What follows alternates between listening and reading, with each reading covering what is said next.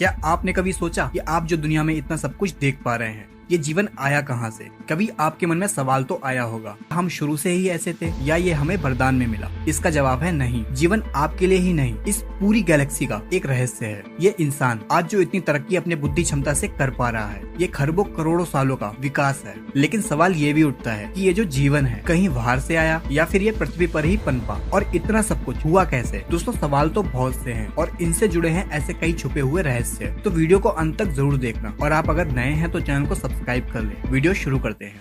Life इस दुनिया की ऐसी उपलब्धि है जो दुनिया के हर एक कोने में है। पृथ्वी पर हर एक जगह फल और फूल रही है। आज इन सभी प्राणियों में से हम यानी मनुष्य बहुत बुद्धिमान है। ये इससे पता चलता है कि जब इस समय कोई भी प्राणी जो अभी भोजन के लिए संघर्ष कर रहा होगा, वहीं हम इंसान आज मंगल पर रहने का सपना देख रहे हैं। वैज्ञानिकों का मानना है कि पृथ्वी पर जीवन की शुरुआत होना महज एक घटना थी जो कि 4 अरब साल पहले घटी थी। हमने इतने सालों में इतना विकास कैसे किया, चलिए आपको समझाते हैं। इंसान जो आज इतने आविष्कार कर रहा है, आज हमारे पास सब कुछ है। हम आसान भाषा में कहें तो इस पृथ्वी पर इंसान आज सबसे ताकतवर जीव है दोस्तों। लेकिन हमारे जीवन का विकास काफी रोमांच और कठिनाइयों से भरा रहा है। आज इस वीडियो में हम आपको वक्त में पीछे लेके जाएंगे, जब ये दुनिया महज एक आग का गोला था, और कैसे जीवन की शुरुआत से लेकर हम अब तक इतने बुद्धिमान जीव बन पाए। तो आपके सवालों का जवाब खोजने चलते हैं वक्त में पीछे। अभी से करीब 4 अरब साल पहले पृथ्वी बस आग का एक गोला था। हर जगह बस गर्म लावा था। चारों तरफ गैस और मिट्टी के बादलों ने पृथ्वी को चारों ओर से ढक रखा था। इसे ऐसे देखकर ऐसा लग तो नहीं रहा था कि यहाँ कभी आगे जाकर इतने विकसित जीव होंगे। वैज्ञानिकों के द्वारा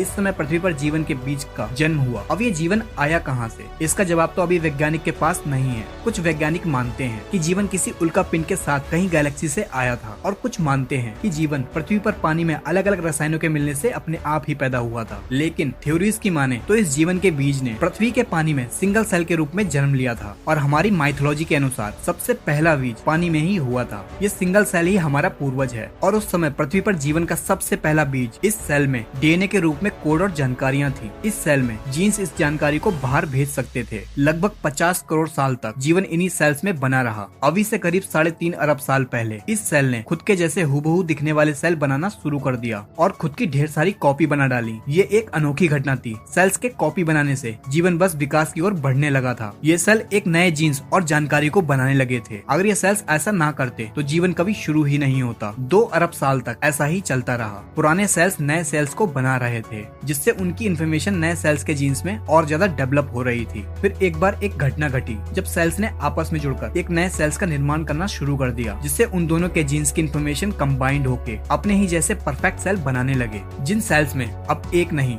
2 तरह के जीन्स की इन्फॉर्मेशन थी। इसके बाद ऐसा ही होता रहा। इन सेल्स में म्यूटेशंस होने लगे, जिससे मल्टी सेलुलर ऑर्गन्स पनपने लगा। जीवन धीरे धीरे डेवलप होता गया। जीन्स इन्फॉर्मेशन ट्रांसफर से ये और भी ज्यादा विकसित होते गए, जिस वजह से पानी में नए प्रकार के जंतु बन गए, जिनमें से एक प्रजाति के जीव हमारे पूर्वज थे। पानी में बस 3 इंच लंबे वाटर वॉर्म्स, जो कि अभी पूरी तरह से अंधे हैं और इन्हें प्रकाश को देखने की जरूरत अभी तक नहीं लगी, जिस वजह से प्रकृति ने इन्हें देखने के लिए आंखें नहीं दी। लेकिन अब समय आ चुका था अपने आप को खतरे से बचाने के लिए इन्हें आंखों को विकसित करना है। ऐसा करने में इन्हें 2 करोड़ साल का समय लगा, जिससे ऐसे सेल्स बन पाए जिससे ये प्रकाश को देख पाए। अब ये पहली बार ये रंगीन दुनिया को देख पा रहे थे, क्योंकि अब हमारे पूर्वजों की आंखें बन चुकी थी। अब इन्हें जरूरत थी ये जो भी देख रहे हैं इस इंफॉर्मेशन को स्टोर करने के लिए एक दिमाग, जो इनके ठीक आंखों के पीछे एक छोटा सा दिमाग विकसित होता गया। अब हमारे पूर्वज एवोल्यूशन के जरिए वर्म न रहकर एक मछली के आकार में आ गए। हमारा दिमाग अब छोटे छोटे डिसीजन और इन्फॉर्मेशन को प्रोसेस करने लगा। लेकिन जैसा हमने बताया, सेल्स के म्यूटेशन की वजह से कई तरह की प्रजातियां विकसित हो गई थी, जिनमें से कुछ खतरनाक भी थी। ऐसे ही खतरनाक प्रजातियां अब शिकार करने लगी थी। अब हमें जिंदा रहने के लिए इन खतरनाक जीवों से बचना होगा। हमने विकसित होकर अपनी चमड़ी को बहुत कठोर कर लिया, जिससे हम सरवाइव कर सके। लेकिन शिकारी भी विकसित हो रहे थे। उनसे बचने के लिए हमने उथले पानी में रहना शुरू कर दिया। लेकिन उथले पानी में ऑक्सीजन की मात्रा कम थी। हमने अपने आप को बचाने के लिए अभी से करीब 375 मिलियन साल पहले हमने कुछ ऐसा किया जो कि किसी भी जीव ने नहीं किया था। हमने ऑक्सीजन की कमी के चलते अपना मुंह पानी से बाहर निकाला। अब जो हवा ले रहे थे, हमारे शरीर में एक नए ऑर्गन यानी फेफड़ों का विकास हुआ। अब हम पानी और जमीन दोनों पर ही रहने लगे थे। अब हम हवा और पानी दोनों में ही सांस ले सकते थे। अभी से 365 मिलियन साल पहले हमने जमीन पर एक नई दुनिया देखी। ये वो अनोखा समय था जब हमने पानी को छोड़कर जमीन को चुना था। यहाँ हमारे लिए खाना भी था और पर्याप्त ऑक्सीजन भी। लेकिन यहाँ पर सूर्य की रोशनी बहुत तेज थी, जिस वजह से हमारी चमड़ी और मोटी होती गई। अब हमने जमीन पर जीना जीना सीख लिया था। हमारे पूर्वज अपने वंश को आगे चलाने के लिए अंडे देते थे, जिससे नई पीढ़ी जन्म लेती थी और इस नई दुनिया की इंफॉर्मेशन को स्टोर करने के लिए दिमाग और ज्यादा विकसित हो रहा था। लेकिन इस जमीन पर हम अकेले नहीं थे, यहाँ भी बहुत से जीव मौजूद थे जिनसे हमें अपने भोजन के लिए लड़ाई करनी पड़ी। इस लड़ाई को जीतने के लिए हमारे शरीर में जेनेटिक म्यूटेशंस के चलते बदलाव हुए, जिससे हमारा मुंह और बॉडी काफी ताकतवर हो गई और हम उनका भी शिकार करने लगे। लेकिन सब कुछ एक जैसा नहीं चलता, प्रकृति को कुछ और ही मंजूर था। 250 मिलियन साल पहले साइबेरिया में पिघला हुआ लावा पृथ्वी की गर्भ से बाहर निकलने लगा। इस मैग्मा की वजह से हानिकारक कार्बन डाइऑक्साइड ने सूरज की हीट को पृथ्वी के एटमॉस्फेयर में बांधना शुरू कर दिया, जिस वजह से गर्मी बहुत ज्यादा बढ़ गई। पृथ्वी के ऐसे माहौल में पेड़ पौधे खत्म होने लगे, जिससे बहुत सी प्रजातियां खत्म होने लगी और देखते ही देखते पृथ्वी की 95% प्रजाति खत्म हो गई। बची हुई 5% प्रजाति में हमारे पूर्वज भी थे और कुछ प्रजातियां भी, जो कि आगे चल के डायनासोर्स बनने वाले थे। धीरे धीरे पृथ्वी पर सब कुछ ठीक हुआ। अब हम एक बिल्ली की तरह दिखते थे। अब हम अपने शरीर को घसीट कर नहीं चलते, बल्कि अपने पैरों से ही आगे बढ़ते हैं। हमने प्रकृति की बहुत सी मार खाई है, तब जाकर हम इतने विकसित हो पाए। लेकिन हम अकेले नहीं हैं, कोई और भी है जिसका विकास ऐसे हुआ है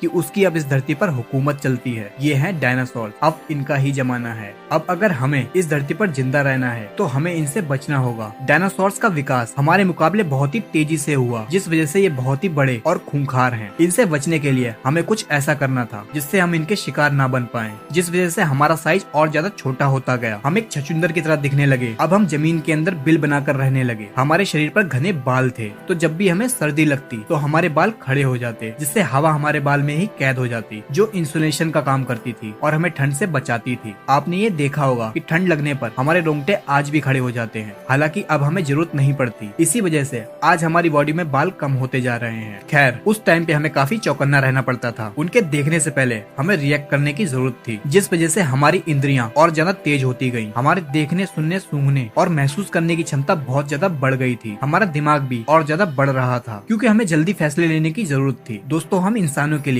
अगर बीते समय में कुछ भी अच्छा हुआ है तो वो है डायनासोर्स। उन्हीं की वजह से आज हमारे पास एक तेज दिमाग और पावरफुल सेंसेस हैं। इससे पहले हमारे पूर्वज अंडे दिया करते थे, लेकिन समय के चलते इन्होंने एक जिंदा बच्चे को जन्म देना शुरू कर दिया। अब बच्चों का विकास शरीर के बाहर नहीं बल्कि शरीर के अंदर कोक में होने लगा, और इन बच्चों को भोजन देने के लिए हमारे फीड ग्लैंड विकसित होकर मेमोरी ग्लैंड में बदल गयी, जिससे हम इस काबिल हो गए कि हम अपने बच्चों को दूध पिलाकर उन्हें पाल सकें, जिस वजह से हम सरवाइव कर पाए। ये सिंगल सेल से इंसान बनने के सफर में हमारे लिए बहुत बड़ी उपलब्धि थी। इस छोटे से जीव से लगभग 4000 प्रजातियां विकसित हुई, एक छोटे से चूहे से लेकर एक बड़ी वेल तक और हम इंसानों तक। यहाँ से मैमल्स का जमाना शुरू हुआ, लेकिन अभी भी पृथ्वी पर डायनासोर्स का ही राज था। फिर एक घटना हुई। अभी से 65 मिलियन साल पहले पृथ्वी पर एक माउंट एवरेस्ट के साइज की चट्टान गैलेक्सी से आई और मैक्सिको की खाड़ी में जा टकराई। उस एस्टेरॉइड्स के टकराने से पृथ्वी पर एक महाविनाश हुआ। धूल के बादलों ने पृथ्वी को पूरी तरह से घेर लिया और जगह जगह पर ज्वालामुखी फटने लगे और बहुत ही खतरनाक भूकंप आने लगे। तापमान बढ़ने की वजह से डायनासोर जल के राख हो गए। ये समय इतना भयानक था कि हमारे पास एक ही चारा था, धरती में बिल बनाएं और खुद को बचाएं। सौभाग्य से हम इन सब में पहले ही माहिर थे और हमने ऐसा ही किया। पृथ्वी पर सारी बड़ी प्रजातियां खत्म हो चुकी थी, बस अब छोटे छोटे जीव ही बचे थे, जिसमें से हम एक थे। लेकिन नेचर का एक नियम है, न्यू क्रिएशन, और कोई भी न्यू क्रिएशन से पहले पुराने निर्माण को खत्म होना होता है। इस महाप्रलय ने हमें इवॉल्व होने का मौका दिया। इस प्रलय में छोटे छोटे कीड़े जैसे कॉकरोच आदि सरवाइव कर गए। अब हम जिंदा रहने के लिए केवल यही खाते थे। इन्हें ही खाके हमारे पूर्वज ने खुद को आगे बढ़ाया और अपने आप को जिंदा रखा। आज हम धरती पर हैं तो इसमें बहुत बड़ा हाथ इन कॉकरोचों का है, जिनको खाकर हमारे पूर्वज जिंदा रहे। उस समय हमारा साइज 6 इंच का था। धीरे धीरे पृथ्वी की परिस्थितियाँ फिर से बदलने लगी। महाप्रलय को अब 5 साल बीत चुके थे। पूरी पृथ्वी काफी हरी भरी हो चुकी थी। पेड़ और फल लगने लगे, जिसमें बहुत से न्यूट्रिशन थे। बहुत ही बेसिक बात है, हम जितना भी न्यूट्रिशन लेंगे हम उतना ही लंबा जिएंगे। लेकिन परेशानी ये थी कि फल पेड़ पर थे, तो हमने खुद को इस तरह से विकसित किया कि हम पेड़ों पर बंदरों की तरह चढ़कर उसी पर रहने लगे। अभी से 56 मिलियन साल पहले हम इस पेड़ों की दुनिया के आदी हो चुके थे। अब हमें जमीन से कोई भी लेना देना नहीं था। लेकिन आपको तो पता ही होगा, हमारी दुनिया इतनी आसान कहाँ। आने वाले 10 सालों तक पृथ्वी का टेम्परेचर बदलने लगा, जंगल सूखते गए और छोटे होते गए, जिस वजह से खाने की कमी होने लगी। ऐसे में हमने फिर से सर्वाइव करने के लिए जेनेटिक म्यूटेशंस के जरिए लिए हमारी पूंछ गायब होती गई, हमारे हाथ और पैर और ज्यादा लंबे होते गए, जिससे हम हमेशा पेड़ों की डालियों से चिपके रहते थे। हम पृथ्वी के माहौल के हिसाब से ढलते गए, लेकिन पृथ्वी का बदलाव यही नहीं रुका। अफ्रीका और अरेबियन टेक्टोनिक प्लेट्स खिंचने लगी, जिससे ईस्ट अफ्रीकन रिफ्ट वैली का निर्माण हुआ और इसके किनारे पर 3,500 किलोमीटर लंबी पर्वतमालाएं बनी। कभी इंडियन ओशन से लाके बादल पानी बरसाते थे, लेकिन उन बादलों को ये पहाड़ रोक रहे थे, जिस वजह से अफ्रीका के उस इलाके में सूखा पड़ने लगा। सारे संसाधन खत्म होने लगे, लेकिन हमारे पूर्वज अफ्रीका के उसी हिस्से में फंसे थे। अब हमने खुद को बचाने के लिए हमने भूख के चलते पेड़ को छोड़ने का फैसला लिया। अभी से लगभग 4.4 मिलियन साल पहले हम पेड़ों से उतरकर नीचे जमीन पर भोजन की तलाश में निकले। अभी हम 4 फीट लंबे थे और हमारा दिमाग एक संतरे के जितना था। अब जो भी पेड़ मौजूद थे वो काफी दूर दूर थे, जिस वजह से हमने ऐसा किया। अब हम धीरे धीरे 2 पैरों पर चलना सीख गए, जिस वजह से हमारे हाथ आजाद थे, जिससे हम नीचे खड़े होकर पेड़ से फल तोड़ लेते थे, जिस वजह से हमारी ऊर्जा इस्तेमाल नहीं हो रही थी। आने वाले 1.2 मिलियन सालों तक हमारा क्रमिक विकास होता रहा और हमारा शरीर इस तरह से विकसित हुआ कि हम 2 पैरों पर और तेज भागने लगे और हम आसानी से खाना पानी खोजने लगे। लेकिन 2 पैरों पर चलने की वजह से बच्चे पैदा करने में कठिनाई आने लगी, जिससे पूरी तरह से विकसित बच्चे को जन्म देना आसान नहीं था। फिर सेल्स म्यूटेशंस के चलते हमने ऐसे बच्चे को जन्म देना शुरू किया जो समय से पहले ही पैदा हो जाते थे। माँ की कोख में बच्चे का जो भी जरूरी विकास होना होता और बचा हुआ विकास जन्म के बाद होता।